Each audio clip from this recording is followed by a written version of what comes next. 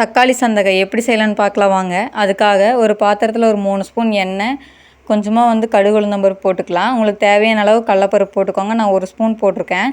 அது கூடவே ஒரு பெரிய வெங்காயம், ஒரு 3 பச்சை மிளகா, ஒரு 2 வரமிளகா ஃப்ளேவருக்காக, அதுக்கப்புறம் ஒரு கொத்து கருவேப்பிலை போட்டு இதை நல்லா வதக்கிக்கலாம்.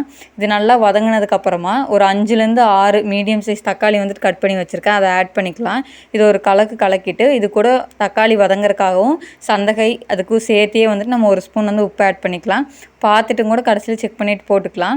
1/4 ஸ்பூன் மஞ்சத்தூள் போட்டு இது அரைவாசி வேகிற அளவுக்கு மூடி வச்சு வேக வச்சுக்கலாம். அதுக்கப்புறமா உங்களுக்கு தேவையான காரத்துக்கு தகுந்த மாதிரி நீங்கள் வரமிளகாத்தூள் ஆட் பண்ணிக்கலாம். நான் ரெட் சில்லி பவுடர் ஒரு 1/2 ஸ்பூன் ஆட் பண்ணியிருக்கேன். நான் காரத்தை பார்த்துட்டு போட்டுக்கலாம். ஏன்னா பச்சை மிளகா வரமிளகா போட்டிருக்கோம். நல்லா குழஞ்சதுக்கப்புறம் நான் ஒரு 2 பேக்கெட் சந்தகை எடுத்து வச்சுருக்கேன். அதே ஆட் பண்ணிவிட்டு தக்காளி பேஸ்ட் கொஞ்சம் கொஞ்சமாக போட்டு சூப்பராக கலக்குனிங்கன்னா ரெடி ஆகிடும். Thanks for